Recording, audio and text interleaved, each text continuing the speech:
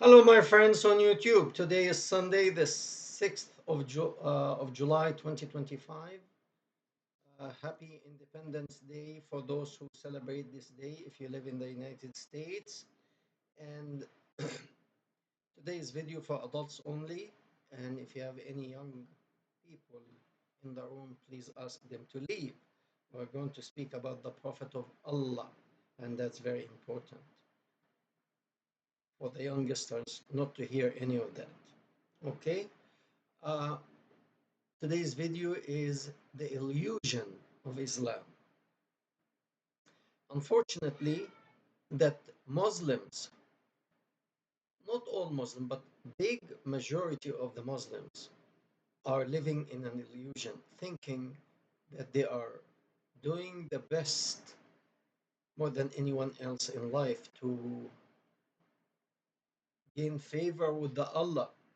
So I was reading Quran, the third chapter called Al Imran. I'm going to put it in the description box. Verse 125. And it says, the translation, that the Allah will supply, Allah will, let me, is like indeed, if you become patient and faithful, and the bad guys, the enemy, come suddenly to attack you, the Allah, the big boy, the biggest, will send you 5,000 angel soldiers to fight on your behalf. And when I read the explanation of that stuff, this was the first fight when the Prophet of Allah was trying to stop a caravan from Mecca, from his own hometown, after he migrated to Medina and became a warlord and he had an army. The first operation, it was not against an arch enemy from somewhere. No, it was his own people, the merchants of his town. They had a caravan coming with all goods. I can't remember from where. But these people are very wealthy merchants, and they are coming from one, let's say from China, with caravan, probably 500-600 camel loaded with all kind of stuff. I don't know, because it's not all product. Sometimes they have to carry food and water for them and for these camels to eat on the path. So it's not all product. They had a huge caravan, and he attacked this caravan not to spread Islam or to spread the godly message. No, he was looting. The thing is, these people had some information that this may happen. So they were prepared and they beat the hell out of them. But then the Allah always doesn't leave his boy alone. And as I was reading the explanation of this nonsense, I'm sorry, this verse, uh, some of the followers say with absolute certainty, that the Prophet of Allah, when he was fighting to loot this caravan, the Allah sent him two angels dressed in white, one on his right, one on his left, and these two creatures or angels, nobody saw them before, so they had to be angel. One was Gabriel, and the other one was Michael or Miguel or Michael, or depends on what language you speak. Michael in English. My question to these people who believe anything is said to them, how did you know that these are angels? Because Muslim, they believe in something also called genie. You know, if you saw Aladdin's movie, the genie who grants you any wish, if you want a beautiful woman, but not love. If you want a beautiful woman, just to, he can get you that. So, and they are very strong, they can fight on your behalf. My question to these people who just repeat the nonsense that it's given to them, how did these people figure out that these were angels? Did they have an identification card? Because, like, let's say when you travel in the airport, per se, or if you go to a government facility, normally the people in this area, they will carry a name tag with their name and their position and so on and so forth. Uh, and in the airport, when you're traveling from one country to another, you have to have your passport as an identification, says who you are and your date of birth and so on and so forth, and where are you going with the ticket. So my question to the people who for 1400 years are accepting this nonsense as fact, and no one asked, how did you know that these were angels? Why not a human? But was clean, because unfortunately many of them, or if not all, were dirty and they had lice all over their body and their hair and so on and so forth. Okay, so it was very strange to see clean people. Maybe if this really happened, if this happened, if it's not just to show that the Prophet of Allah had some miracle spiritual entities coming from heaven to support him and help him, how did you know that these were angels? Did they have any identification cards to say they are angels? How did you discern that this one is Gabriel and the other one is Michael? Why not? Because they believe also that Satan is a spiritual creature or whatever you want to call it. He can also do the same trick. Why not Satan and one of his guys? If this really happened, if this happened, so and why they are not genies? How did you figure out that they are angels? That's my question to every Muslim. How did you figure that out? How the people who so and when you are in a fight like this, life or death, who has the time to observe angels? And here the Allah Himself to support that nonsense in the Quran saying, if you stay faithful, and these bad guys, the people who are doing business are considered now the evil people, the bad guys. They never hurt anyone. They go and do business with other countries and bring their merchandise, send it to other countries, and they make money. They are living, that's their way of life. There are many people doing that today, and it will continue to be done. That's people making business. Why do you attack them? Anyway, he did. So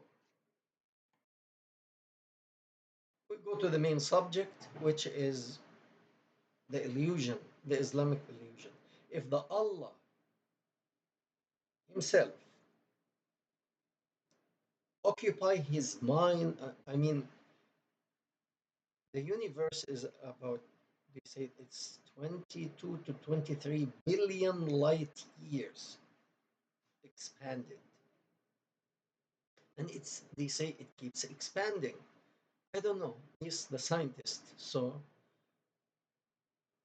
the creator or whoever in charge of that huge, huge universe occupying himself by illiterate person living in a desert hellhole area, attacking a caravan to loot. He's so occupied by this thing or individual that he had to send him some support. 5,000 soldiers from, from heaven, not regular soldiers, and they are fighting fearsomely. Hey, it doesn't get any better than that. They really had good imagination, these guys. I know it's a lie. They know, actually, many of the Muslim, they don't accept this nonsense. They know it's nonsense. They know. Only the, whatever. Anyway, some probably accept it as fact. Let them live their illusion. Nonetheless, my question to each and every Muslim here now. I'm very sorry that people are killed from Gaza, Gazan people, Israeli people, Ukrainian people, Russian people, any human being suffering. As a human being, I identify with it. Whether you are Muslim, Christian, Jewish, Buddhist, atheist, agnostic, I don't care. A human being is a human being, period. End. End of it. So, but my question to the Muslim person who believes in this nonsense, and I call it nonsense to shake them up, to wake up, that question, if this Allah, huh, when he saw the faith and the unity between the followers of the Prophet of Allah united, even though they were looting, he bothered himself to send 5,000 troops to fight, to help them, so that they don't get all killed. That very same God, if you want to call him a God or whatever, call him whatever you want to call him. At certain point, you really want to curse. If this is real God, huh, you won't curse him. To be happy that some Israeli people, men, women, and children, are blown up by rockets, and he is happy to see that, or some Christian, or there are many other religions in this region got destroyed or torn to pieces because the Muslims, they believe they are evil. His chosen group now. He plays favoritism, the Allah. So if this Allah was so strong, and when he saw the Muslim united at the invasion of the first invasion, the invasion of Badr, and he sent 5,000 people to support his faithful, I am wondering, your arch enemy is Israel.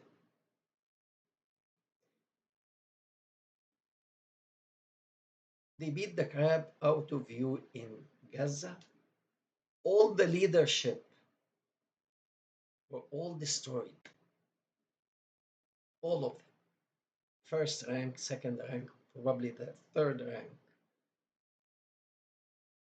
And they destroyed the infrastructure of Hamas and Hezbollah in Lebanon. And the thing here is Muslim Sunni and Muslim Shia since the beginning. They are fighting each other, murdering each other, bloodshedding one another. Is like less than a chicken. They treat each other less than a chicken. Whoever has the upper hand will slaughter the other. Except when it comes to benefit, they unite. If the benefit, I mean material benefit, money or sex, huh, touchable benefit, they will unite. When there is no benefit, they start killing one another. So the united ones, I spoke about it before, when the Iraqi parliament because Iraq is actually a mix between Sunni and Shia, and they hate one another. Saddam Hussein kept them by force, not fighting. Whoever started a fight, he used to hit them with an iron fist, and this is the only thing they know. So he kept the country safe. So in Iraq, the Sunni and the Shia, for the first time, they united on the law that said a man can marry a 9 years old girl. Both of them signed for that quickly. You can tell now how many pedophilia person in that Congress or that parliament. Probably all of them. They were so happy to sign. Huh? 9 years old child. They signed. And now they united Hezbollah, which is Shiite, Hamas, Sunni. They hate each other's guts. They both united to support Iran and to support the war in Gaza. They united in that. Why? Because especially I am not sure if that saying also in the rest of the Muslim countries, but in Egypt we say myself unite together with my brother against my cousin. Like if there's a dispute, the brothers unite against the cousin, and the brother, the one, you can actually also unite with your cousin against the enemy. So who is the cousin of the Muslim? Is the Jews.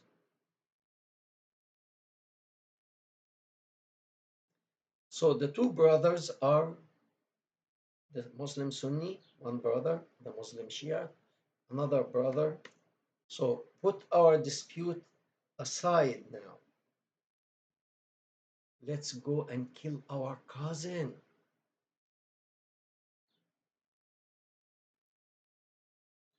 So they also united on murder. Not a very good teaching, is it? So they wanted to destroy Israel. The thing is the Israelis are not stupid. They know all this garbage. I call it garbage. They know that. And therefore, they were prepared. Unfortunately, I honestly still until now don't think that October 7 happened by accident and there was no Israeli intelligence. I honestly, myself, I could be very wrong. I could be very, very wrong. But I feel the Israelis know that these guys are a bunch of idiots and they gave them that as a bait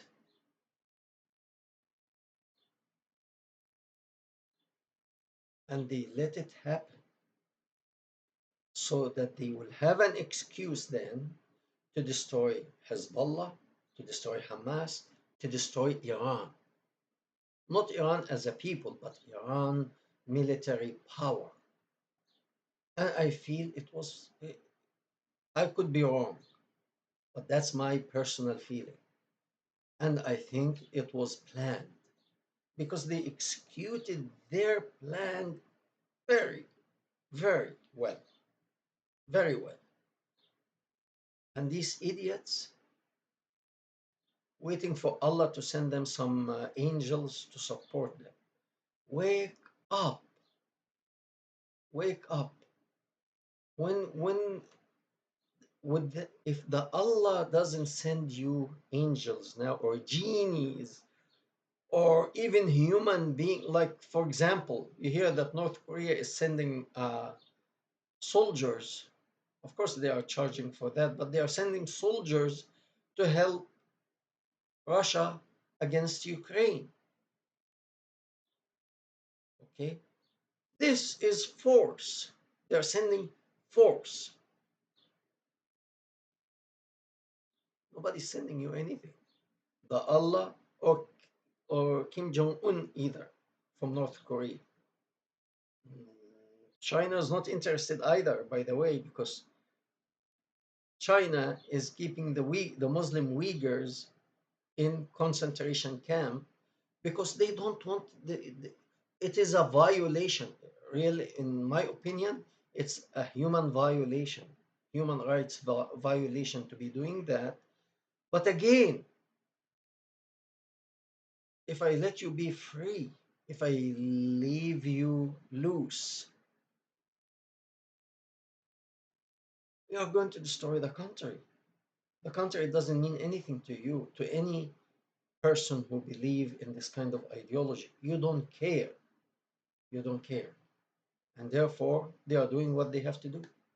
So, where is my question here? The fundamental question that any Muslim should think: where is the Allah?